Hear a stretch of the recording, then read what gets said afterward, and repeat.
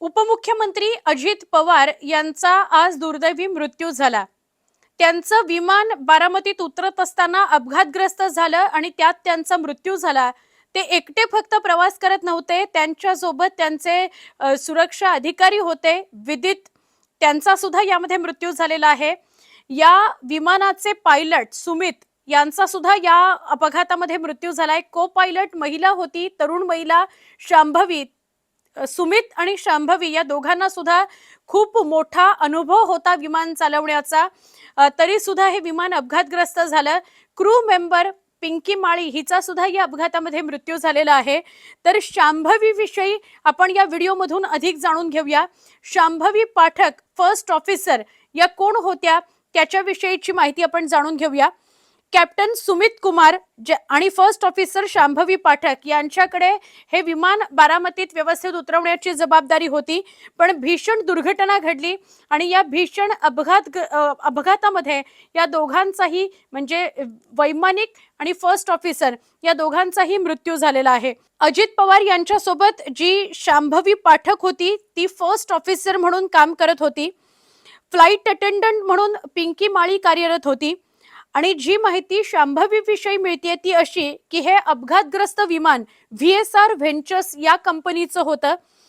लिअरजेट 45 अशी या कंपनीची अशी या विमानाची ओळख करून देता येईल आणि त्याचा नोंदणी क्रमांक त्या विमानाचा नोंदणी क्रमांक होता VTSSK। तर शांभवी फर्स्ट ऑफिसर म्हणून या विमानामध्ये होती आणि ती 2022 पासून VSR व्हेंचर्स सोबत कार्यरत आहे। मुंबई विद्यापीठातून तिने एव्हिएशनचं तिचं शिक्षण पूर्ण केलं आणि त्यानंतर 2018-19च्या दरम्यान तिनं न्यूझीलंड मधून आंतरराष्ट्रीय व्यावसायिक पायलट म्हणून प्रशिक्षण घेतलेलं आहे।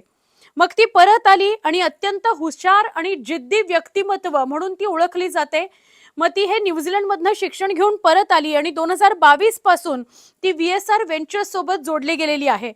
त्यामुळे 9700 किलोचं साधारणपणे हे विमान असतं VSR व्हेंचर्सचं। ते चालवण्याचा तिचा अनुभव होता। ती अनेकदा 2022 पासून आतापर्यंत हे VSR व्हेंचर्स विमान चालवत आलेली आहे। को पायलट म्हणून ती आता फर्स्ट ऑफिसर किंवा को पायलट म्हणून ती आता अजित पवारांच्या त्या विमानासोबत होती असं कळतंय।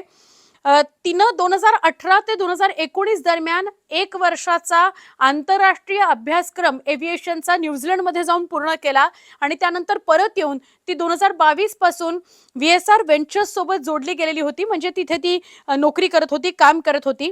असं कळतंय की जेव्हा हे विमान बारामतीमध्ये उतरत होतं त्याच वेळी जो रनवे असतो त्याचा उजवा आणि डावा भागाचा जो किनारा असतो तर त्याच्या या डाव्या बाजूच्या किनाऱ्यावर ते विमान आदळलं। ते रनवेवर अलाइनच झालं नाही, ते आदळलं किनाऱ्यावर आणि तिथून मग ते थोडंसं पुढे जाऊन फुटलं, म्हणजे ते आपटलं, त्याचा चक्काचूर झाला आणि त्याचे तुकडे होते ज्या भागांना काही स्फोटामुळे आग सुद्धा लागली आणि त्यात या सगळ्या जणांचा उपमुख्यमंत्र्यांसह या 5ही जणांचा मृत्यू झालाय, ज्यात शांभवीचा सुद्धा मृत्यू झालेला आहे।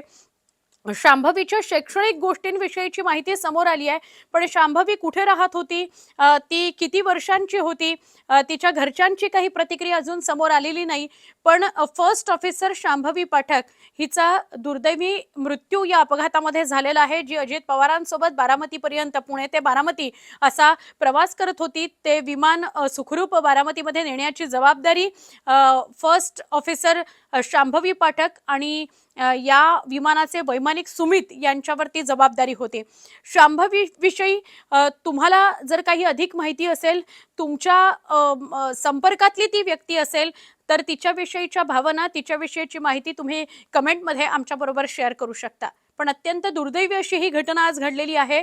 उपमुख्यमंत्री अजित पवार यांच्यासोबत 5ही जणांचा या अपघातामध्ये मृत्यू झालेला आहे।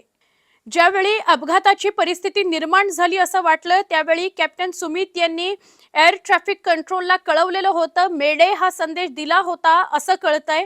मेडे म्हणजे जेव्हा परिस्थिती गंभीर असते, विमान अपघातग्रस्त होणार असतं, तेव्हा 3दा हे शब्द उच्चारायचे असतात आणि हे समोरच्या एअर ट्रॅफिक कंट्रोलपर्यंत पोहोचवायचं असतं वैमानिकानं, की आता परिस्थिती आमच्या हातात नाही आणि गंभीर परिस्थिती आहे, हे विमान अपघातग्रस्त होऊ शकतं. अशा प्रकारे तो मेसेज सुमित यांच्याकडून एअर ट्रॅफिक कंट्रोलला गेलेला होता असं कळतं. आणि त्याच वेळी जेव्हा शांभवीच्या पण हे लक्षात आलं, ती फर्स्ट ऑफिसर होती, जेव्हा तिच्या पण हे लक्षात आलं की आता या विमानाचा अपघात होणार आहे, तेव्हा तिचे शेवटचे शब्द होते, "ओह शिट, ओह शिट" असं शब्द तिने उच्चारलेले आहेत. आणि तिलाही हे लक्षात आलं की आता आपल्या हातात काही राहिलेलं नाही आणि आपलं विमान अपघातग्रस्त होणार आहे. त्यामुळे हे तिचे शेवटचे शब्द होते असं समोर आलंय.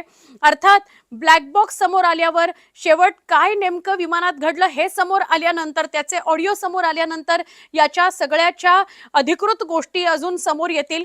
पण जे जे काही आपल्याला वेगवेगळ्या माध्यमांमधून समोर येतंय, जी काही बातमी समोर येते, त्यात हे दिसतंय की तिचे शेवटचे शब्द काय होते, तिला सुद्धा हे लक्षात आलं होतं की आता विमान अपघातग्रस्त होणार आहे आणि मेडेचा कॉल सुद्धा वैमानिकांनी एअर ट्रॅफिक कंट्रोलला दिलेला होता.